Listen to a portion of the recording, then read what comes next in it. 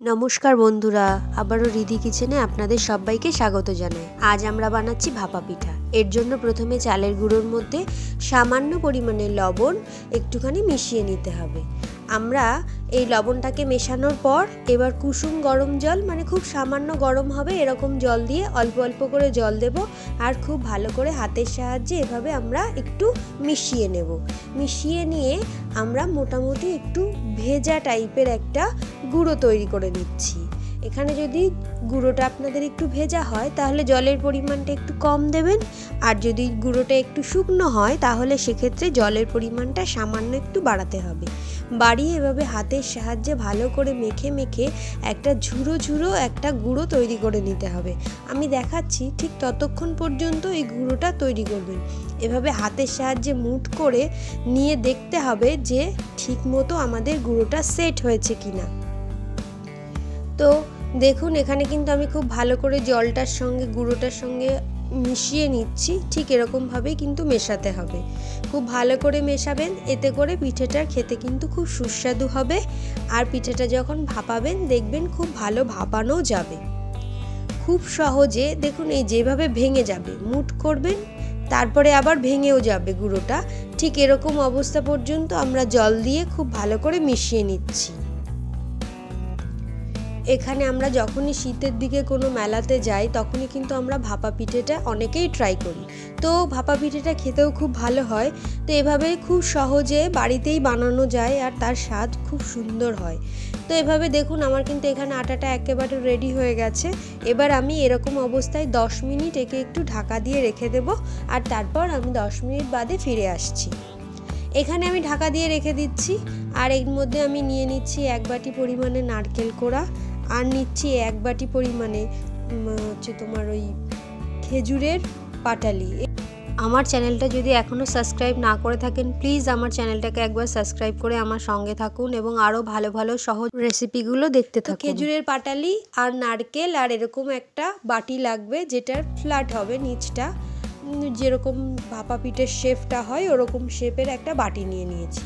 এবার 10 মিনিট হয়ে গেছে। এবার একটা বড় চালনির মাধ্যমে এভাবে আমরা নাড়িয়ে নাড়িয়ে ভালো করে চেলে নেব গুঁড়োটাকে।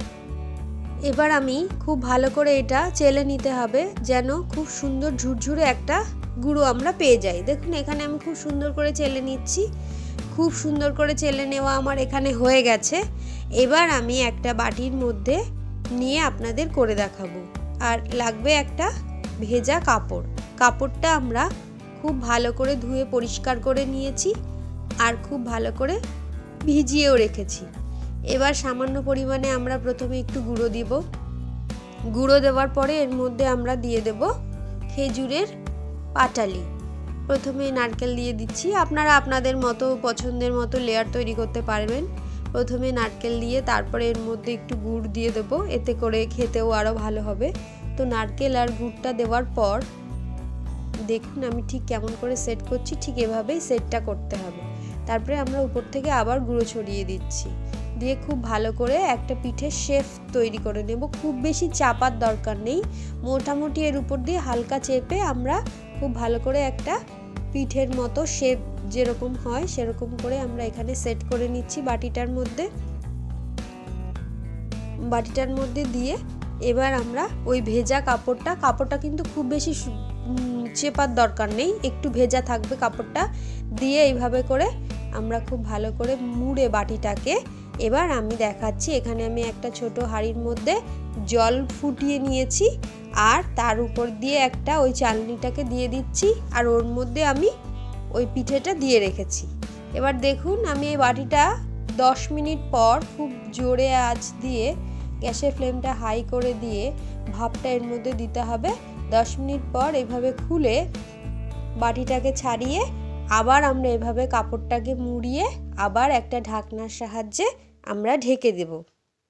ঢাকনার সাহায্যে ঢেকে দিয়ে আবার এটাকে 5 মিনিট পর্যন্ত আমরা ভাপিয়ে নেব। এখানে দেখুন, আমি কিন্তু হাঁড়ির মধ্যে ওই চালনিটা দিয়ে তারপরে আমি পিঠেটা করছি।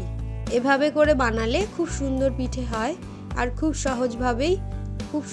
সহজভাবেই ভাপা পিঠেটা আমাদের রেডি হয়ে যাবে। এখানে খুব সাবধানভাবে এই ঢাকনাটা খুলতে হবে, আর যেহেতু এটা খুব গরম থাকবে তাই খুব সাবধানে এটাকে আমাদের এভাবে ছাড়িয়ে নিতে হবে। দেখুন কত সুন্দরভাবে তৈরি হয়ে গেল আমাদের মেলা বাজারের মতো খুব সুন্দর ভাপা পিঠা। এবার খুব সাবধানে একটা প্লেটের মধ্যে দিয়ে আমি দেখাচ্ছি কেমন করে এটাকে নামিয়ে নেব। এখানে একটা আমি প্লেট নিয়ে নিচ্ছি আর খুব সাবধানে দেখে নিন ভালো করে, এখানে এই কাপড়ের মধ্যে এই চালনির মধ্যে রেখেই এভাবে উল্টে দেব আর তারপরে আস্তে আস্তে করে কাপড়টাকে ছাড়িয়ে নেব। দেখুন কত সুন্দর তৈরি হয়ে গেল আমাদের ভাপা পিঠা।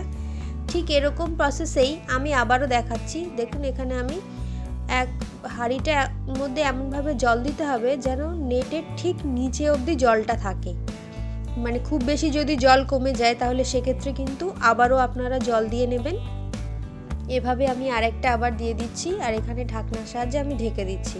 এভাবে ঢেকে আবারও সেম প্রসেসে আমরা করে নিচ্ছি।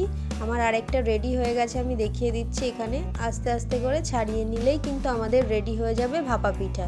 অবশ্যই কাপড়টাকে বারবার ধুয়ে আমরা ব্যবহার করব। এতক্ষণ সঙ্গে থাকার জন্য অসংখ্য ধন্যবাদ।